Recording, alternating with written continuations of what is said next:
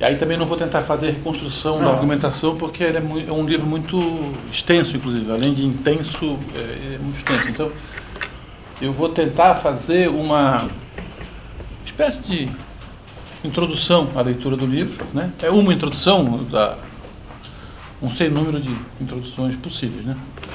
E ela, naturalmente, é bastante interpretativa. A gente tem sempre que assumir que está fazendo uma interpretação.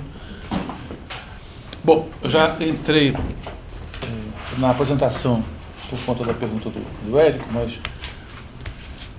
voltando para o que manda boa educação, muito obrigado por receberem, pelo convite, Érico. Acho que a gente começa uma parceria, essa minha visita aqui é parte disso, né? Não é o primeiro passo, mas acho que é um passo, uma parceria que a gente vai fazendo, que envolve ao professor Érico e a mim individualmente, mas acho que o nosso desejo é que envolva também os nossos conjuntos acadêmicos, os nossos alunos, os alunos daqui. A gente tem um trabalho conjunto. Daqui, acho que há 15 dias, né, nós vamos ter um seminário seu aqui, e é bem provável que venham alguns alunos, principalmente da USP, para assistir também. Mas disso, ocasiões também de encontro. Pô, eu vou apresentar, então, o livro 11, primeiro a partir de uma imagem que eu acho que ela pode ser interessante para ler Agostinho em geral. Tomando de empréstimo uma imagem que ele mesmo utiliza num diálogo chamado Sobre a Vida Feliz. Se eu quiser escrever aqui, eu consigo? Sim. Uma dessas, né? Às vezes, eu acho bom às vezes escrever, porque a gente costuma esquecer que a nossa familiaridade com alguns textos não é a mesma de todo mundo. Vocês não têm obrigação de ler Agostinho com frequência. Então, algumas referências. Existe um diálogo. Vou botar o título latino, porque há várias traduções já em português, do De Beata Vita, que é sobre a felicidade. Uma das traduções que existe é sobre a felicidade, sobre a vida feliz.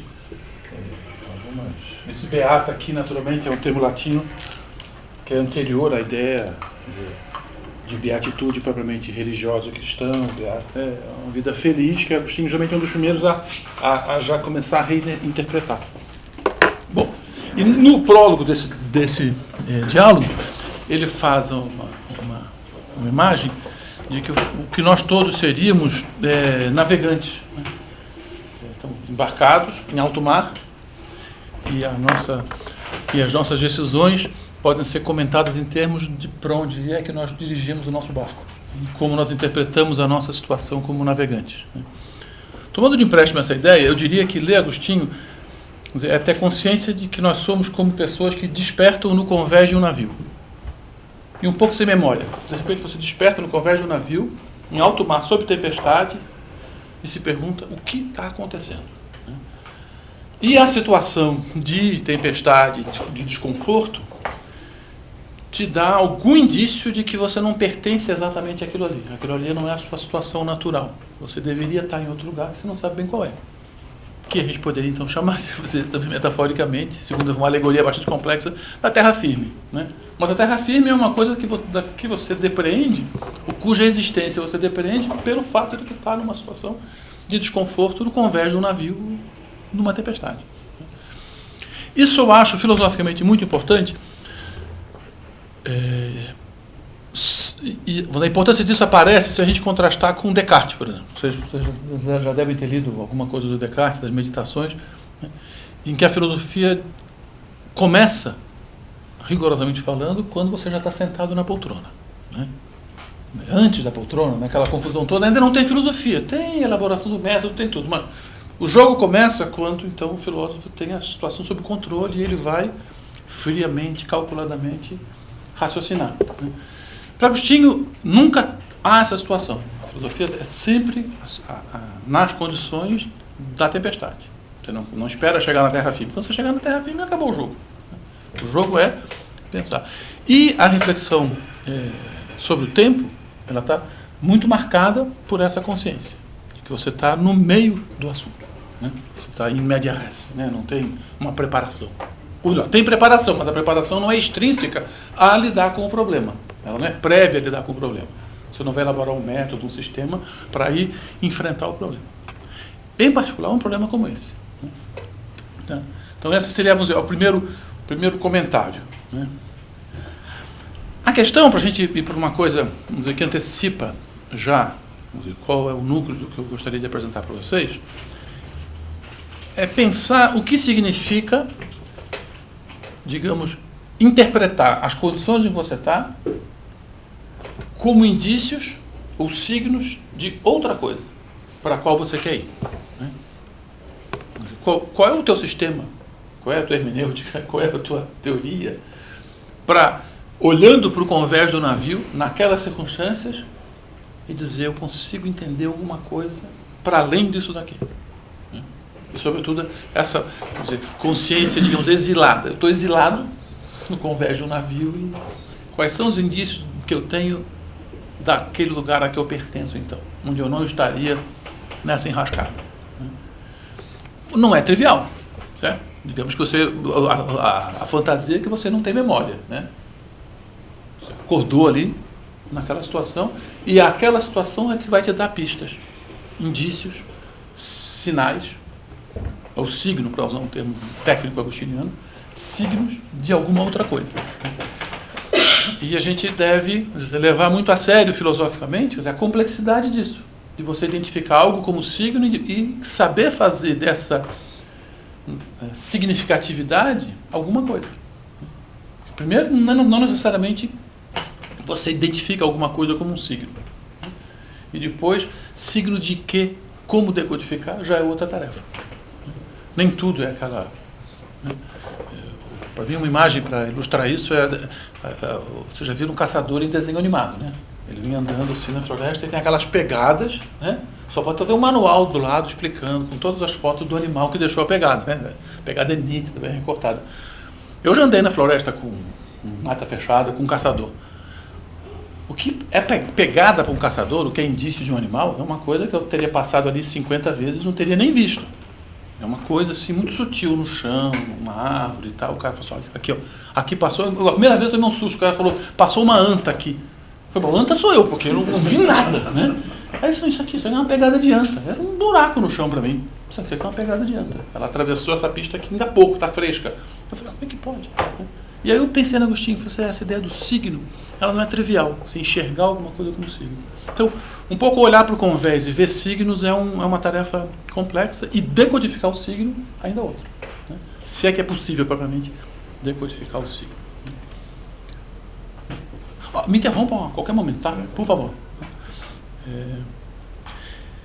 Ora, no nosso caso aqui, justamente porque tempo e eternidade, que são classicamente considerados os dois grandes temas do livro 11 das Confissões, tem essa relação de significação ou de signidade, né? O tempo é signo da eternidade, né? Então, você considerando o tempo, você tem alguma remissão à eternidade, à existência da eternidade, ao que é a eternidade. Você tem... O problema é que, como fazer isso? O que você chama de tempo, o que você chama de elementos sígnicos do tempo, digamos assim, e como, de fato, isso, de alguma maneira, é signo da eternidade. Não é uma coisa de que a gente abre um manual de platonismo e bom, funciona assim, né? O problema é esse, assim, é filosofia. Ou a gente pode abrir os manuais e ter uma resposta pronta, ou a gente se põe na posição de quem está investigando, assim. Por isso que eu gosto da metáfora do convés. Sempre se lembra, não? Bom, esse é o primeiro passo. O segundo passo que eu queria dar é comentar, claro, uma chave tradicional, que eu já antecipei, do Agostinho, que é o neoplatonismo. Ou seja, ler esse problema da signidade, da relação entre eternidade e tempo, segundo o neoplatonismo. Por que eu vou comentar isso?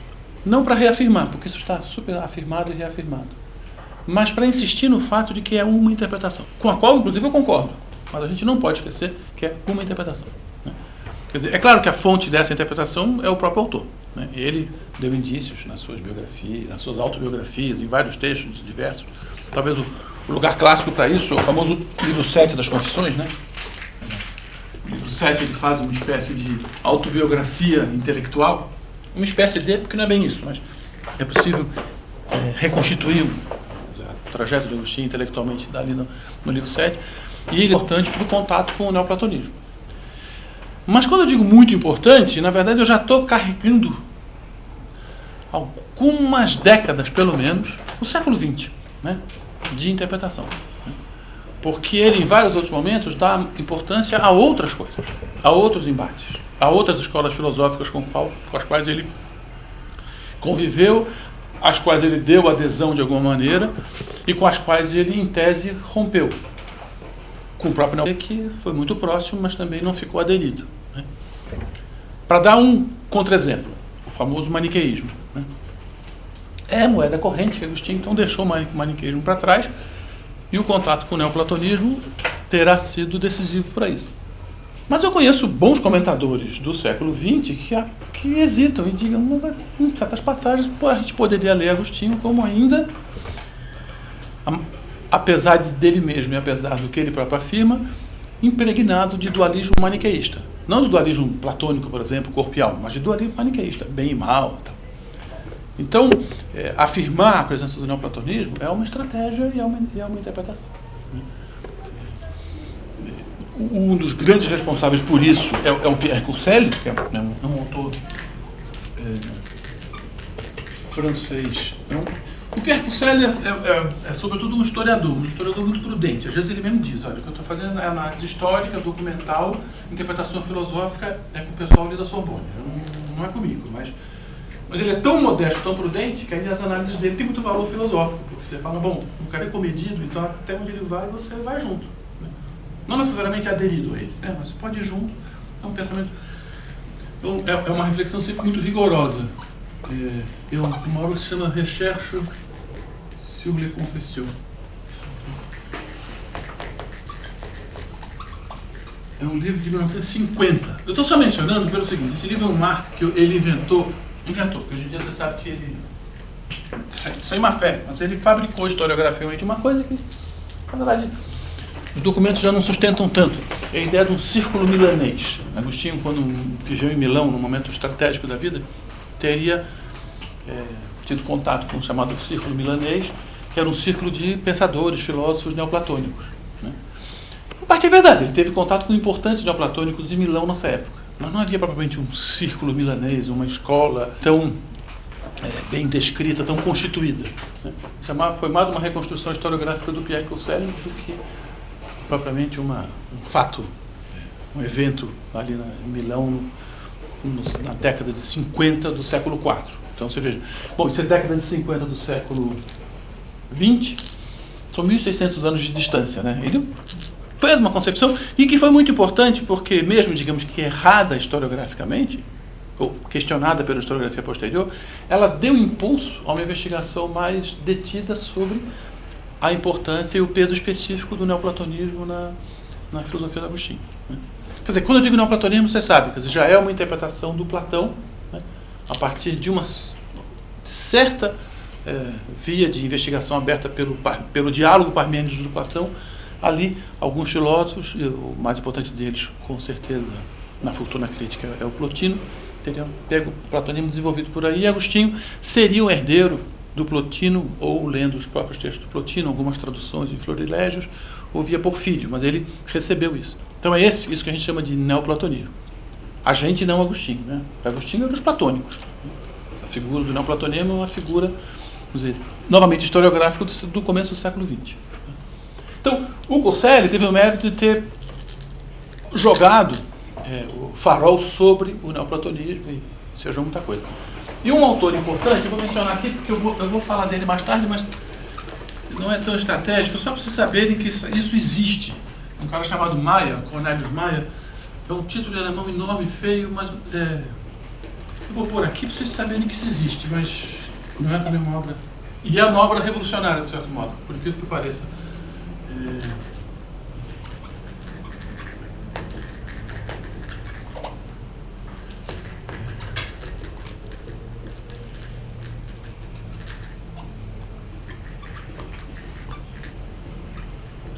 Eu, na verdade, estou com preguiça, são 2 títulos. Esse aqui é o mais curto. Porque assim, é os signos no desenvolvimento espiritual de Agostinho. Isso é o 2º volume. O primeiro volume é igualzinho, só que ele põe aqui, é do jovem Agostinho. Então, o primeiro volume é do jovem Agostinho, do Agostinho. Não. Eu estou errado. O 2º título é outra coisa. Em vez de do jovem Agostinho, é na teologia de Agostinho. Esse é do jovem para a teologia. Mas não é difícil encontrar a referência completa ao Maia. Eu só queria marcar que isso é uma obra de 68, bastante tardia do ponto de vista da fortuna crítica de Agostinho, e foi nessa obra que, de fato, aí se desenvolveu muito detidamente uma reflexão aprofundada sobre Agostinho neoplatônico, né?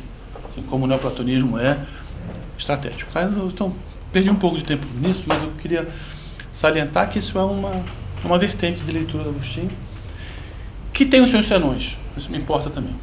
Tem os seus senões, porque se a gente também acha muito óbvio que Agostinho seja neoplatônico, a gente antecipa a interpretação do texto, né? A gente já vai para o texto com uma máscara pronta. Ele encaixa nesse figurino e não é difícil vestir o figurino neoplatônico, sobretudo nessa reflexão sobre a eternidade e tempo, que tem muitos elementos, né, neoplatônicos.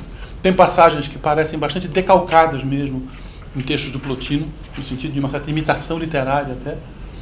Mas eu acho que filosoficamente tem diferenças importantes e, eventualmente, com a discussão a gente pode aprofundar isso. Tá? Bom. Agora eu queria fazer uma apresentação bastante esquemática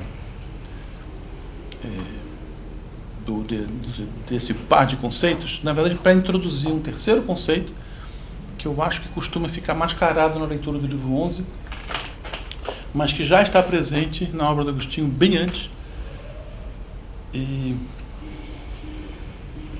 se merecer a nossa atenção, a gente, inclusive, tem uma leitura mais próxima do texto e não tão presa à grade neoplatônica. Que é o conceito de espaço. Agostinho pensa tempo e eternidade e espaço. Se vocês virem depois as análises... Bom, o professor Érico é um metricista, né? Quer dizer, as análises métricas, por exemplo, que Agostinho faz no livro 11, elas justamente refletem sobre qual é a diferença entre você tomar as medidas como medidas espaciais e como medidas temporais, né? Então, a noção de espaço é uma noção estratégica. Então, tem uma carta do Agostinho que eu vou resumir brevemente, vocês vão ver qual é o sentido dessa reconstrução. É a carta 18.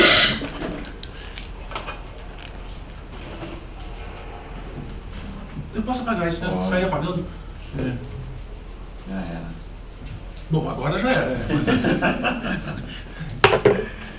Então, é a Epístola 18. Você deve saber, na antiguidade, carta era um instrumento de discussão filosófica importante, de veiculação de ideias e tal. Até porque as cartas não eram muito privadas, né? Uma carta não era dirigida a uma pessoa no envelope fechado. A carta, até chegar no destinatário, passava em outras mãos. Às vezes o efeito que a carta devia ter contava exatamente com isso, né? O destinatário depois já não tinha tanta importância. A importância é quem ia ler no meio do caminho. Essa carta ela faz um esquema muito interessante, porque ela diz, bom, nós temos 3 tipos de natureza. Nós temos, digamos, para falar em termos de, primeiro, sem caracterizar, só para nomear, Deus, a alma e o corpo. Bom, é óbvio que o recorte principal que a gente faz seria aqui, entre Criador e criaturas, né? As criaturas. Então, o corte está aqui. Esse mesmo corte é o corte entre o imutável e o mutável. Vou pegar outra caneta. Não tá bem. Acho que eu vou começar o preto aqui, talvez. Né? Entre o mutável e o imutável. Né? Bom, acontece que Diego Agostinho fala, mas são 3. E essa aqui está numa posição média. Mas por quê? Porque, na verdade, o corte pode ser aqui também. Eu distingo aquelas 2 naturezas, Deus e a alma, para quem a beatitude, a vida feliz, a vida moralmente correta, é adquirente, e essa natureza aqui, que é a natureza corpórea, para quem não se põe essa questão. Não é que o corpo viva mal por natureza, nada disso. Para as naturezas corpóreas, não se põe o problema da escolha moral, de viver corretamente. Bom, é claro que Deus, como imutável, ele está sempre na beatitude. E a alma é essa natureza intermediária. Intermediária quer dizer polarizada. Não é só que ela está instalada no meio, ela está tensionada no meio. Então, de um lado, ela é imutável e imutável. Vocês não me corrigiram. Imutável lá, imutável aqui. Né? Por outro lado, essas duas concernem o campo da moral e essa aqui não. Ele introduz uma cartinha de 2 parágrafos. E tudo isso ele faz no segundo parágrafo. O primeiro é aquele endereçamento. Né? Tem um terceiro elemento. O imutável está bom, está no ponto de vista da eternidade. O mutável tem uma diferença. Esse aqui muda segundo o espaço e o tempo, e a alma muda apenas de acordo com o tempo.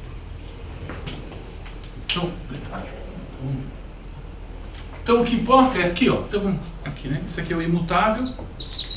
Outro, bem melhor. Mutável de acordo com o tempo, imutável de acordo com o espaço e o tempo. Aí isso aqui vai fazer toda a diferença. A natureza estritamente temporal da dinâmica anímica, da dinâmica da alma, vai fazer toda a diferença. Por quê? Porque ele vai dizer que a alma tem que se desapegar da dinâmica do movimento espacial. Isso é programaticamente, é disso que eu vou querer falar um pouco com vocês. Como ele vai construir uma certa independência da alma com relação ao espaço, ao movimento espacial. Para a alma se pensar, ela tem que se pensar como tempo e não como espaço.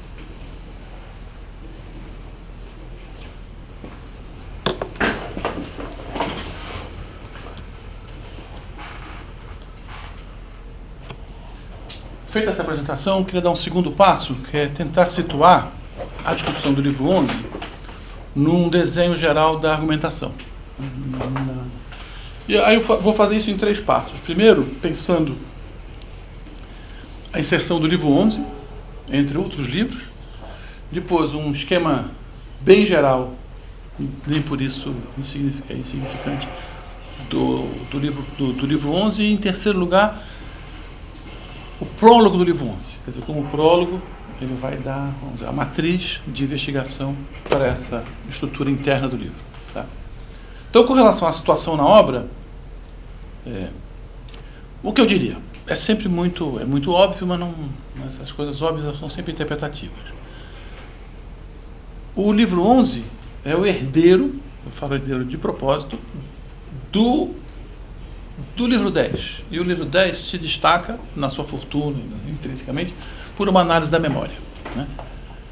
É claro que a memória, ali no livro 10, não é uma memória marcada por essa ideia da lembrança do passado. Ela é muito mais a metáfora de um estoque, onde eu guardo o que eu sei. O que eu sei, o que eu aprendi, o que eu penso, o que eu quero. Ela não está inequivocamente associada à lembrança. Né? Mas a palavra memória não está ali de graça. Né? Ele vai fazer uma análise da memória. E o que importa destacar agora é justamente que essa análise é feita segundo a ideia do estoque, que é uma metáfora espacial, que vai mostrar já no livro 10 as suas insuficiências, mas de maneira bem menos explícita do que vai acontecer no livro 11, em que a insuficiência de um tratamento espacializado da memória vai aparecer com todo o vigor. Então, a gente pode ler o livro 10 como um livro, é muito comum ter tese sobre a memória no livro 10, e às vezes a gente esquece que, mas espera, depois vem o livro 11, a obra não acaba no livro 10. Né? E justamente certas aporias, inclusive, que ele depara no livro 10 a respeito da memória, merecem desenvolvimento. É claro que no próprio livro 10 isso vai acontecer. Ele vai, depois da análise da memória, ele vai fazer uma parte ainda mais extensa sobre as concupiscências, ou sobre a cupidez na alma, né? Que é um diálogo já com a memória e com a insuficiência da análise da memória. Mas o desenvolvimento dessas insuficiências, do ponto de vista estritamente conceitual com relação à memória, ficam para o livro 11. E eu diria, o núcleo desse deslocamento é o fato de que ele trata a memória de maneira espacializada, com imagens visuais, no livro 10. No livro 11, a memória, quando aparecer, ela vai aparecer temporalizada e com imagens sonoras, que vai dar muito mais conta da ideia de fluxo. Não mais estoque, acampamento, aquela pletora de imagens espaciais que o livro 10 dedica à memória. Tá? Então, o livro 10 herda isso. Ora, mas se a gente extrapolar um pouquinho essa lição de que o livro 10 depende, de certo modo, do livro 11, a gente deve desconfiar que o livro 11 também, por maior que seja a sua fortuna crítica entre os filósofos, precisa dos livros 12 e 13. Né? A gente não pode ler o livro 11 fazendo completa abstração do livro 12 e 13. De novo, a história da filosofia, sobretudo, eu diria, no século XX, foi muito pródiga em fazer a fortuna crítica do livro 11 das Confissões, de ler o livro 11 como uma reflexão sobre o tempo e a eternidade. Tem várias correntes filosóficas, vários filósofos que se apropriaram do livro 11. Eu diria legitimamente, eles não são especialistas em Agostinho, né? Não são professores universitários sobre Agostinho que ficam fazendo essas coisas detalhadas. Eles estavam ali se apropriando de um manancial filosófico que é o livro 11. Mas a gente que é estudante, que estuda os livros, não pode fazer abstração disso assim tão facilmente. Então, a gente pode desconfiar, já lendo o livro 11, que algumas indeterminações são deixadas pelo autor justamente porque a continuidade deverá, de algum modo, dar conta disso. Quer dizer, um indício material dessa passagem é o fato de que o livro 11 ele começa a se ocupar, vocês ou já viram, ou verão, do primeiro versículo da Bíblia, no princípio Deus fez o céu e a terra, e na verdade o livro 11 fica nas palavras princípio e fez, né? Como é fazer e como é princípio. O céu e a terra, que são o objeto direto da frase, ficam basicamente pelos livros 12 e 13. Né?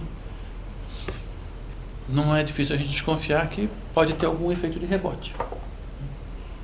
Na verdade, o livro 13 vai teorizar sobre isso, sobre esse efeito de rebote, como a importância de um texto deixar para dizer depois uma coisa muito importante.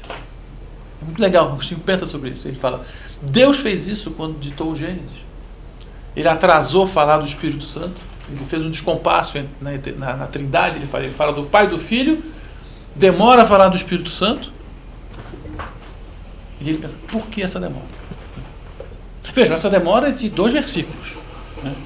Mas para essas coisas assim, prustianas que Agostinho faz, que ele vai para lá, volta, rumina, vai para lá, então, até chegar no segundo versículo, é muita reflexão. Ele fala, nossa, mas só agora. E por que só agora? Ele pergunta. Então, essa estratégia de composição, que ao fim e ao cabo Agostinho atribui a Deus, Deus escreve assim, ele, de certo modo, mimetiza. Né? Ele diz as coisas, e certas coisas, ele, por razões teóricas e não por capricho, ele não pode dizer ainda. Então, ele sabe que tem um tempo da escrita, que algumas coisas vêm depois. Então, ler o livro 11 requer que a gente tenha paciência com determinações que vão aparecer. Agora, com relação a uma espécie de estrutura estrita do livro 11, eu diria que é importante sublinhar, primeiro, o fato de que a ordem em que os conceitos são examinados é primeiro a eternidade e depois o tempo. Não é um livro sobre o tempo e a eternidade, é um livro sobre a eternidade e o tempo. Isso, no final das contas, vai fazer diferença na interpretação. O que Agostinho faz é se debruçar sobre o conceito de eternidade, na verdade, sobre a noção de princípio, que é Deus, que também é eterno e ele precisa pensar essa eternidade, e é a dinâmica dessa reflexão sobre a eternidade que vai conduzi-lo a pensar o tempo. Quase que por contraste. Porque, como vocês vão ver, uma das coisas que vai acontecer é que já no paroxismo da reflexão sobre a eternidade, que ela não está avançando, ele fica preso em fórmulas negativas. Né? O que é a eternidade? Não é isso, não é aquilo, não é aquilo, não é aquilo. Então, qual é a anterioridade que a eternidade tem com relação ao mundo? Né? Não pode ser temporal, não pode ser isso, não pode ser aquilo. e são 2 parágrafos principalmente, os parágrafos 15 e 16 do livro 11, que são dominados por negações e negações de negações. Tá? Bom, dado isso, e geralmente quem está do outro lado da negação é o tempo. Né? Não é o tempo, não é temporal, é atemporal. O que o leva a se perguntar no começo do parágrafo 17, então, que raios é o tempo? Se eu estou pensando por contraste, o que é o tempo? E aí ele vai se dedicar a pensar o tempo. Ora, o que já nos dá um primeiro indício do que poderia ser essa signidade do tempo com relação à eternidade, que é o contraste. Quer dizer, uma coisa ela pode ser signo da outra na medida em que ela funciona por contraste. Não, né? Você vê uma coisa e você sabe que a eternidade é o contraste. Que é um pouco a experiência do convés do navio. Né? Aquele desconforto todo. Bom, o meu destino deve balançar menos. Né? Quer dizer, se eu estou tão desconfortável nessa tempestade aqui, é porque o meu lugar natural deve ser um lugar assim, paradinho. Então eu não sei muito bem o que é ser paradinho, porque a minha experiência é disso daqui, mas eu suponho que seja alguma coisa em que esse movimento esteja suprimido. É por negação. Né? Então esse é um primeiro modelo de pensar a signidade, mas que não é o único e ele também não é tão facilmente aplicável. Sobretudo porque, pensando bem, se eu só tiver a experiência do movimento do convés do navio, para mim o repouso é uma abstração. Né? Eu não sei bem o que é o repouso. Né? É só assim, a ideia de que não está acontecendo isso. Como é isso exatamente? Não sei.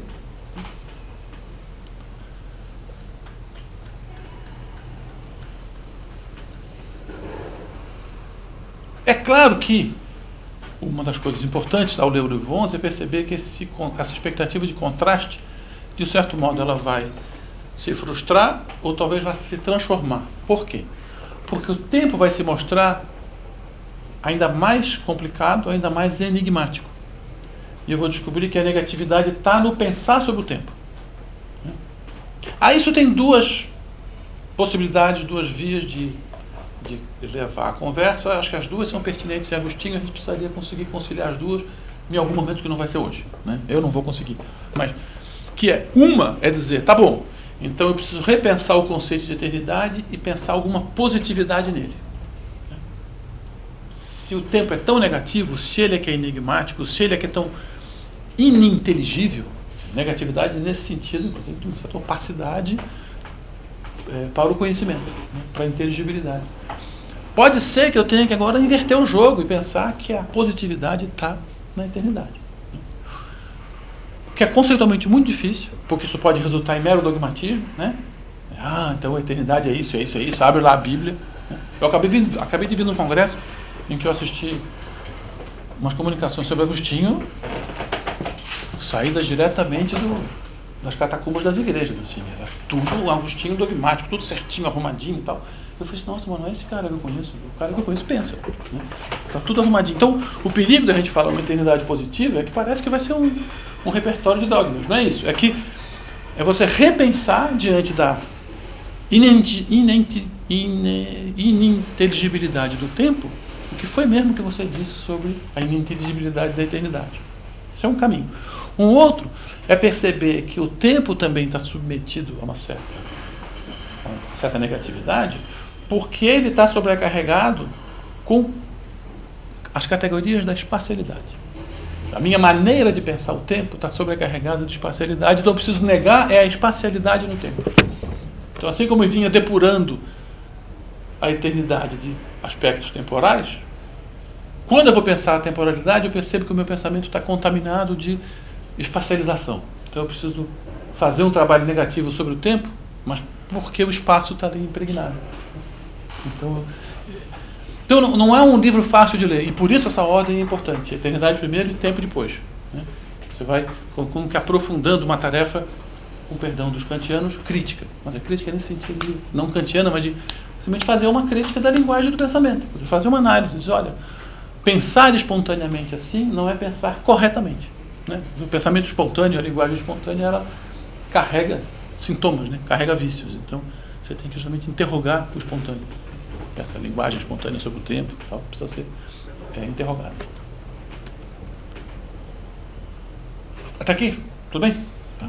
Bom, ainda sobre a situação do livro 11, eu queria mencionar o prólogo do livro, porque o prólogo é muito curioso. Quer dizer, Agostinho é um grande autor de prólogos, né? Os prólogos dele são muito densos e muito programáticos.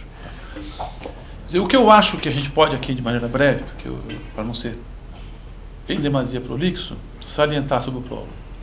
Primeiro é que ele é herdeiro também do livro 10. Em que sentido? O livro 10 termina de uma maneira muito enfática com um parágrafo que não termina no livro 10. É um parágrafo que termina os 10 primeiros livros. Você lê o final do livro, o último parágrafo do livro 10, que é o parágrafo 70, você, prestando bem atenção, você percebe que todos os 10 primeiros livros estão acabando ali, né?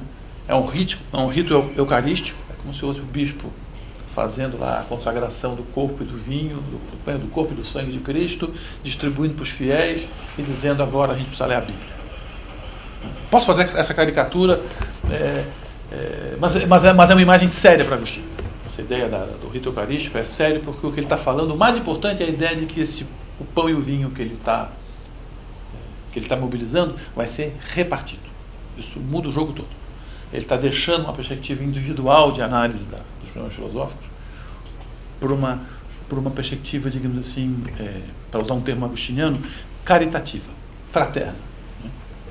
O uso da linguagem ordinária no livro 11, para mim, é resultado dessa estratégia. Não estou falando mais de mim, da minha linguagem, da minha biografia, estou falando de um metafísico geral.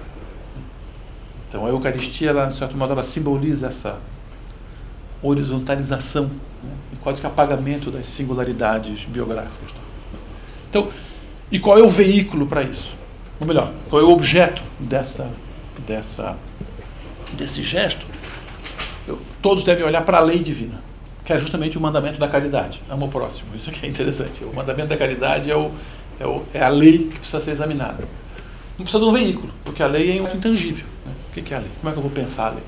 Eu posso examinar a lei olhando para o mundo, fazendo cosmologia, fazendo ciência. Há várias maneiras de eu pensar a lei. O veículo de que eu disponho para examinar a lei é o texto bíblico. Essa coisa, esse objeto físico, né, sobre o qual eu vou me debruçar. No caso de Agostinho, era um treco escrito com tinta em couro de cabra, em pergaminho e em latim. Né? Tem acesso papel sob tinta em português ou nas línguas que a gente conhece. Né? E essa materialidade é importante. Quer dizer, a lei não é aquilo ali. Né? Aquilo ali é um veículo para você pensar a lei. No começo do livro, eu ia mencionar isso agora, mas eu vou mencionar antes. No começo do livro 6 de Música, ele diz: a gente está estudando essas coisas não porque a gente quer habitar aqui, mas porque a gente tem a necessidade de passar, né? Como viajante. Né? A relação com a Bíblia é igualzinha. Né? Então vai habitar na Bíblia. Né? É um veículo. Ele usa, não sou eu que estou inventando isso não, ele usa essa ideia. A Bíblia é um veículo que nos transporta, que a gente usa para algum transporte, para algum deslocamento. Ele vai dizer aqui, no final do livro 10, e isso é retomado no livro 11, pensar a lei e pensar a lei mediante esse veículo especial que são as Sagradas Escrituras. É isso que vai fazer com que, de seguida, ele se foque no primeiro versículo do Gênesis, porque é dentro dessa estratégia. Então, em primeiro lugar, pensar a eternidade e tempo não é um assunto que surja assim, porque é uma agenda filosófica. Um filósofo tem que falar de eternidade e tempo. Tem um propósito muito específico, tem um programa. Né? Ele precisa pensar a lei, como precisa pensar a lei, ele escolhe a Bíblia como veículo, e o primeiro versículo da Bíblia já me põe no princípio, e eu preciso pensar o princípio. É um pouquinho mais interessante do que isso, mas isso é verdade, o que eu estou dizendo. Talvez com um pouco mais de profundidade, mas isso é verdadeiro, isso é importante. Né? Está dentro desse programa. O programa é mais complexo do que isso, mas isso é parte do programa. Agora, mais do que isso, por quê? Porque assim que a gente abre o livro 11, eu vou me permitir citar para vocês, essas coisas que a gente lê, leva 30 anos para perceber, estão na cara que está. Ele começa o livro 11, eu vou citar a primeira sentença. Porventura, Senhor, a eternidade, que ignoras o que te digo, ou vês no tempo o que se dá no tempo.